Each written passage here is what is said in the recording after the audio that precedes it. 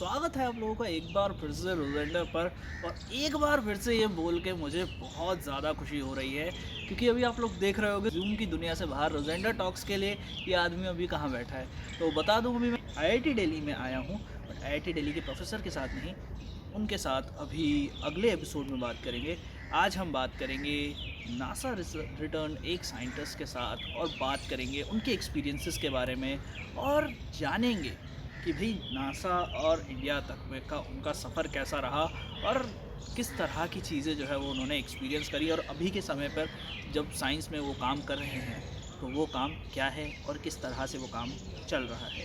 तो चलिए स्वागत करते हैं डॉक्टर मीला मित्रा का। So ma'am, welcome to the show and how are you? Oh, I'm doing great. As you said, it's good that we are all outside and able to enjoy outside the Zoom world. So, Yes. yeah. And we had this on the Zoom also, Right. like last week. Yeah, because that is the backup plan for everyone. Yes, and we decided that if things doesn't work, we have to do it on the Zoom. Right. Okay. So first of all, please tell me, how was your experience in NASA and how you have been to NASA? Like, what was your project there? Right. So before I joined NASA, I went to the US for graduate school.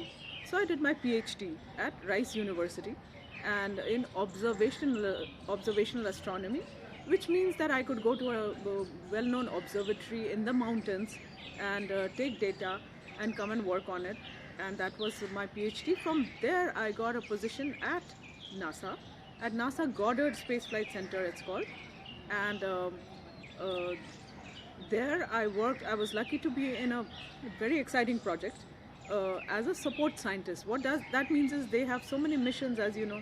NASA has so many satellites going, and they need a group of people who support that mission, take the data from it, they know what to do with it, and then before the public or other scientists get it. So I was lucky to work on Cosmic Background Explorer, which is COBE in short, and that actually measured the Big Bang radiation leftovers. So that is what I was lucky to do, and that project, the project scientist actually got a Nobel Prize many years later for that. So, what was the Nobel Prize for? So, okay, so as you know, we all hear about the Big Bang, but you know, it was a theory. How is it proven that there was a Big Bang? So one of the proofs is that when the Big Bang happened, it left behind a signature radiation. Okay, and like the JWST now, you know, this Big Bang happened in the way past, you know, 13.8 billion years ago. So how do we know now? But the thing is, because it's an expanding universe, so it all has gone very far away, but it comes back to us from that time, and if we have instruments that are sensitive enough, then we can see a signature. So this way, this Cosmic Background Explorer could see the signature of the Big Bang from 13.8 billion years ago, and that signature was successfully seen by them in microwave wavelength. Okay, so one thing I would like to ask, like there is not just one thing I would like to ask, but there are more. But first of all, I would like to ask, like, are we trying to get like the time that Big Bang happened, and are we trying to figure out like why the Big Bang happened and what were the circumstances that the cosmic event of that energy and that which created that much of mass? Right. So like, are we trying to find that in the project, or is there something else? So part of it is, you're right, how it happened, and you know, we don't really know anything before the Big Bang, and so we're not even worrying about it much. But because we don't know yet how to look into that period of time, but since the Big Bang happened, so yes, when did the Big Bang happen? How did it happen? How much, what happened after the Big Bang? Because even the galaxies, the stars formed much later after that. So we want the sequence of things, how it happened. So these are the kind of things we are trying to see. Of course, when the Big Bang happened and what signature it left behind, and because the signature would mean our theories are correct or not, and then how many years later did other things form. So, how are we going to find out these signatures? As you said previously, that we are going to research on the microwaves. We are studying the microwaves of that time. So, why just microwaves? And what are the information that we are getting from that thing? So, as you know, we can see the universe in different wavelengths, and they all convey different kinds of information. Okay, so for example, JWST is looking at mid infrared. Why is that? Because things have shifted so far away that now when they come back to us, they go through something called redshift. Okay, so I'll explain it simply. When we are standing at a train station, then as the train is coming towards us, we hear the sound go very high pitch, and as it recedes, again we get a sound. So when things come towards you, then they become what is called blue shifted, means they shift to the blue side of the wavelength spectrum, and when they go far away, they shift to the red side. So like that, things that have gone far away because of the expanding universe, they have expanded the farthest away, so like a balloon, so they're at the edge. So when they come back to us, they are very redshifted, so we cannot see them in the visible, we see them in the infrared. And like that, microwave also sees this kind of signature of things that have receded, and the signature was a 3 degree Kelvin temperature is what the prediction was, and that is what Kobe was able to see. We were talking about the microwaves. Like some episodes back, I talked to Dr. Murthy, and before him, I talked to Dr. Ananda Hota. So both of them were studying in the different spectrum of EM waves. Right. Like Dr. Jain was studying, doing his research in the ultraviolet spectrum, and Dr. Hota is doing his research in radio waves. So he's doing the radio astronomy. Right. And the Kobe was related to microwaves. Right. So when we shift to the longer wavelengths like radio waves, Right. so they have more wavelength, so that they can travel more distance Right. before getting dispersed. So how Kobe is doing their research in microwaves, and is there something they can do the research in radio waves also? Like are they doing the research in radio waves also? Because we if we go to the high school science, we can just think of it like a person can get a question like that, if microwave is a good wavelength to study cosmic that era. Right. So why aren't we So studying the radio? interesting thing is that when the Big Bang just happened, then there was nothing that created any light. So the first stars came many millions of years after that.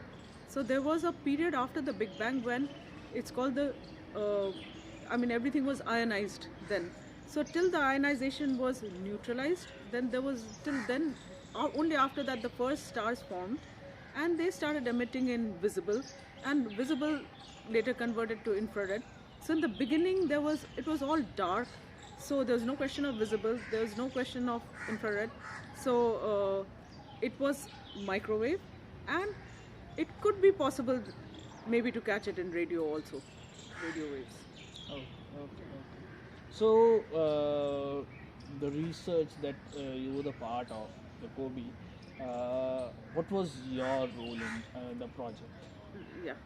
So yeah, like I told you, and many people. This is an interesting question also, because many students ask me how to get to NASA, right? Like whenever somebody listens to this, I tell you this thing to you, that I called this person, my camera person.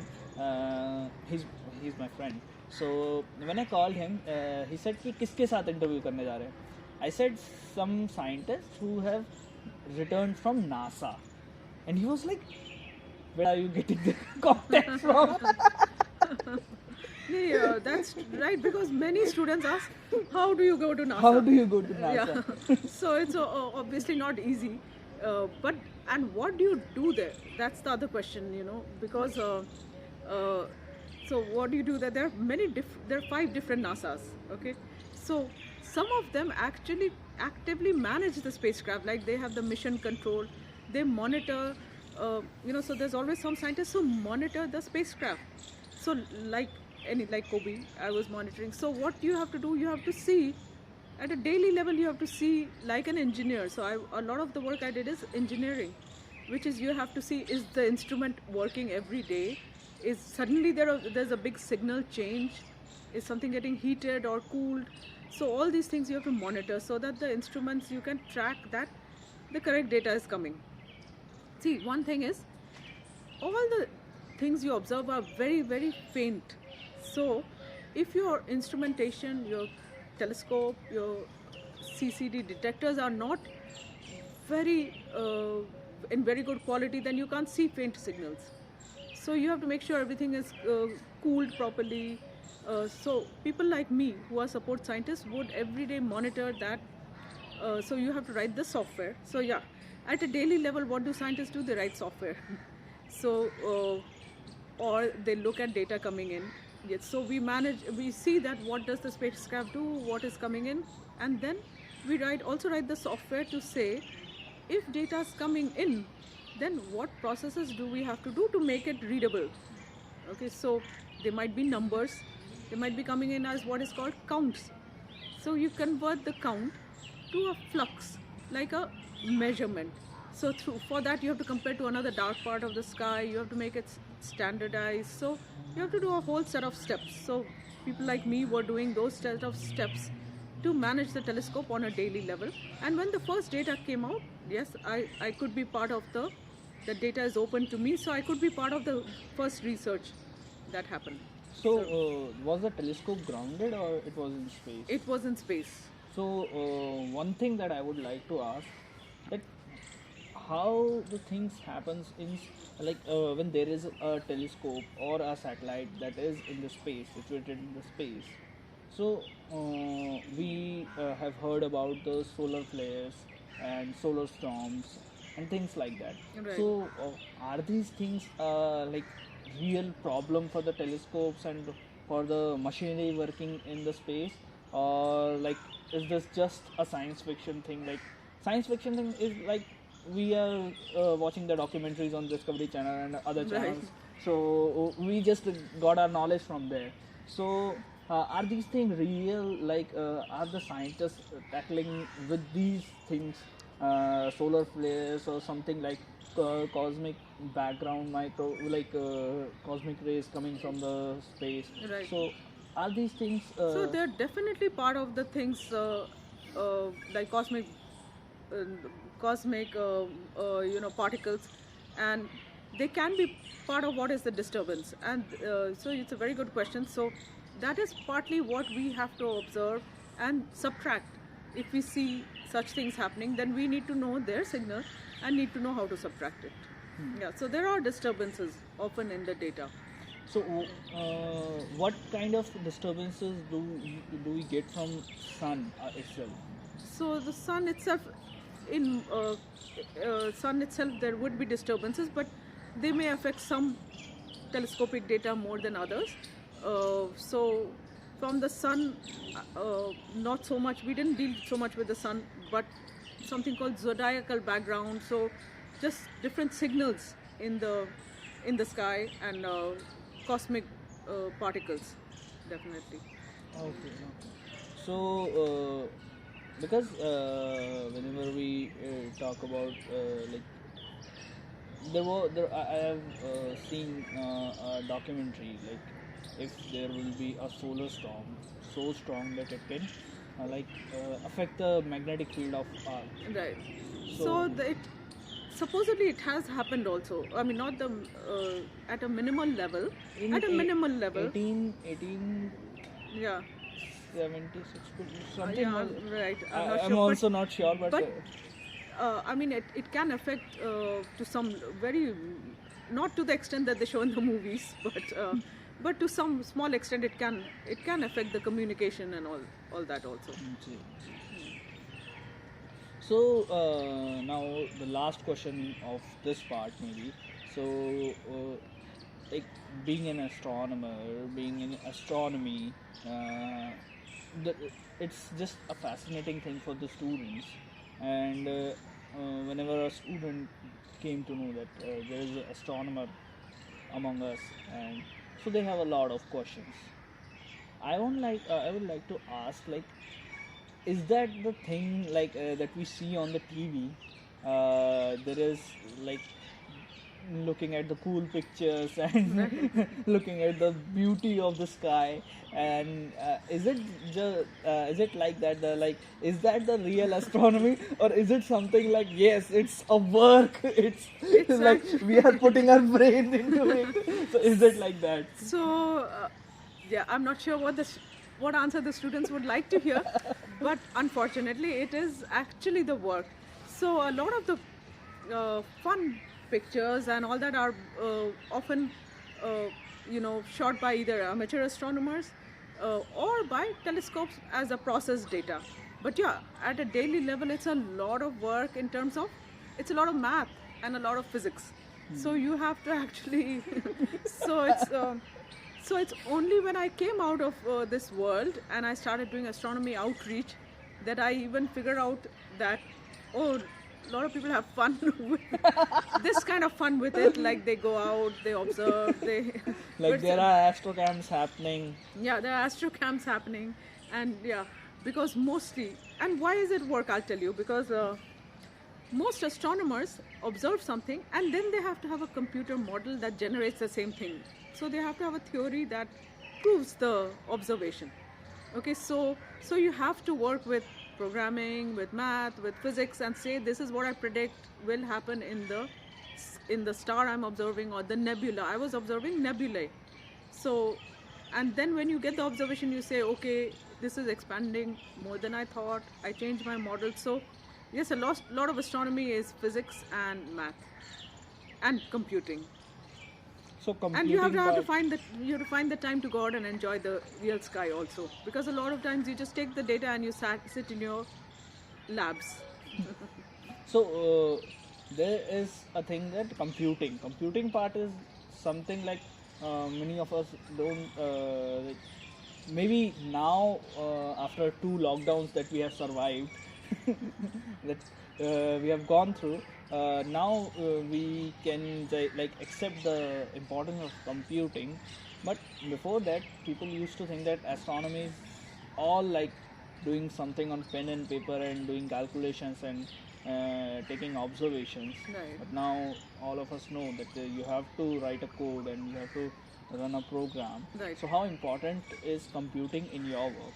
So it's exactly what you said, which is that the basic is you have you write it in mathematics, you can write it on a pen and paper, but this is what I tell students also. Once you write it on a pen and paper, you might have to repeat that same code for many situations.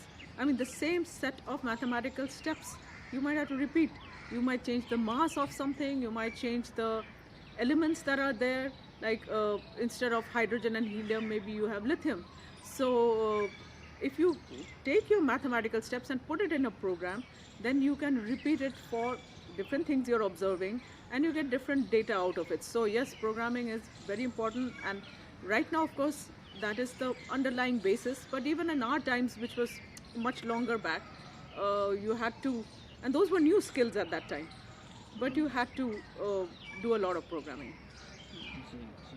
Like I said, even what is called monitoring the spacecraft or the telescope, you had to have programs that will yeah, that's a question that many people would like to ask. Like, how do we control the spacecraft and like satellites in the space? And what is the procedure if a satellite gets damaged, or if it is not in use in after a certain time? What happens to that satellite? Does it just left over there, or Right. is it a proper procedure of disposing it off? So most of the times when a satellite goes to space, there is a prediction that whatever power source you're giving it or the coolant, everything will last for how much time. So they may say it's for 10 years, and in that 10 years you may have a way to control it. Maybe you can block, give it a sunshade, all that. But mostly, once it's gone, it's gone. As you know, Hubble Space Telescope people were able to fix in the beginning. There was a spacewalk where astronauts were able to fix a problem physically. But most satellites, when they're gone, they're gone. And some of them, it's happened that you've lost control, lost communication, it's happened. And then it's gone again because you can't get back a signal. But most of them, they operate fine for their 5 years, 10 years. And after that, they're left. So they become what is called space debris. Okay, so they just keep rotating around, but sometimes they may fall out of the orbits they're in and actually pose a threat. It has happened, but mostly they just go off into space. I just remember once there was a news like of satellite falling from space, and it may get like fall in Indian Ocean, or else like people were trying to destroy it Yeah, so from the missiles. right. So mostly they if people are controlling it, they try to make it fall into some remote place like that.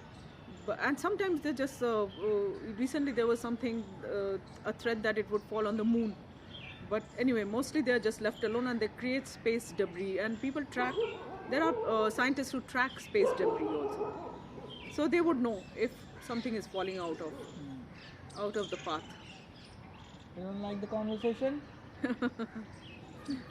Yes, this is part of nature, so we have to have all creatures around. So the part one, this was the part one of the interview, and here we talked about the research that Dr. Mila has done in the NASA, and how the things happens, and how things works in the NASA also, and what was her work in the project. So if you have any questions, any doubts about this, you can just ask it in the comment section, or you can just mail us. You have the mail ID in the description box.